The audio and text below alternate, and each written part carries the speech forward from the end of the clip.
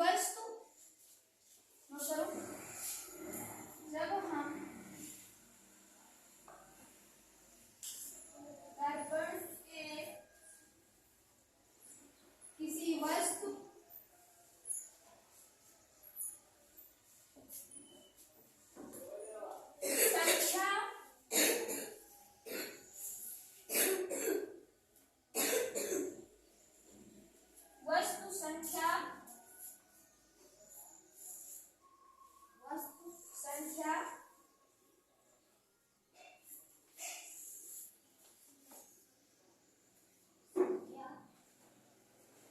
संख्या या किसी आकृति को देखते हैं। वस्तु संख्या या किसी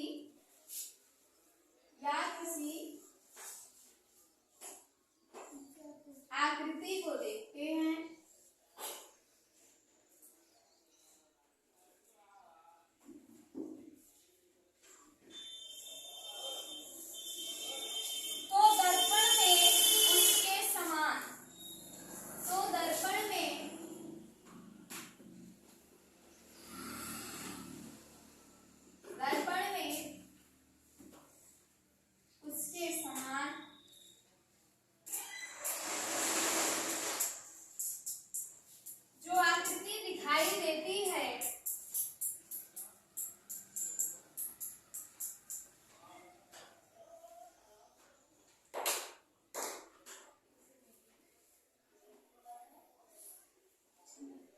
उसे दर्पण कहते हैं।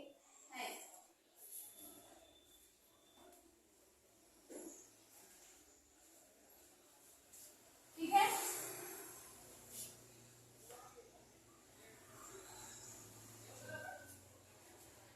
दर्पण क्या है? जब हम किसी दर्पण से किसी वस्तु संख्या या किसी आकृति को देखते हैं तो दर्पण में उसके समान जो आकृति दिखाई देती है उसे दर्पण कहते हैं। जैसे उदाहरण के रूप में हम ले लें,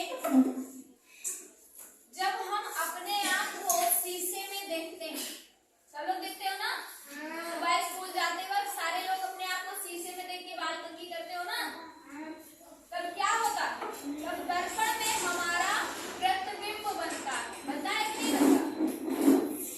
जैसे हैं हम सेम टू सेम ऐसे ही शीशे में दिखाई देते हैं ना, अपने आप को देखते हैं अपने तरीके से, अपने जैसे। अपने आप के दर्पण प्रतिबिंब को ध्यान से देखने पर हम पाते हैं। ठीक है, अपने शरीर को हम देखते हैं लेकिन सामने मेरा शीशा है तो मेरा ये शीशा में किधर होगा? इधर होगा कि नहीं? मेरा इधर का अंग इधर होगा शीशे में कि नहीं होगा?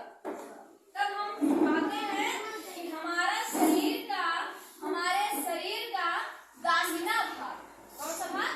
ये दाहिना भाग प्रतिबिंब में बाईं ओर, मेरा दायां हाथ इस तरफ आता है ना शीशे में, और बायां अंग दाहिना प्रतिबिंब में दिखाई पड़ते हैं। यह सिर्फ हमारे साथ ही नहीं बल्कि सभी वस्तुओं के दर्पण प्रतिबिंब के साथ होता है। अर्थात दर्पण प्रतिबिंब का वह गुण होता है कि दर्पण प्रतिबिंब में वस्तु संख्या वर्ण आकृति को देखा जाता है तो उसका दायां भाग बाईं ओर और बायां भाग दाईं ओर दिखाई पड़ता है, जिसे हम प्रतिबिंब कहते हैं। जैसे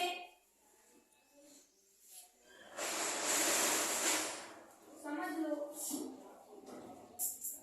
ये क्या है? शीशा।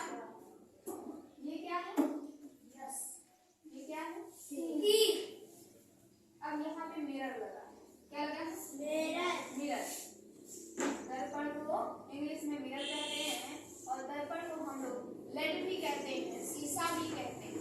ठीक है, और दर्पण का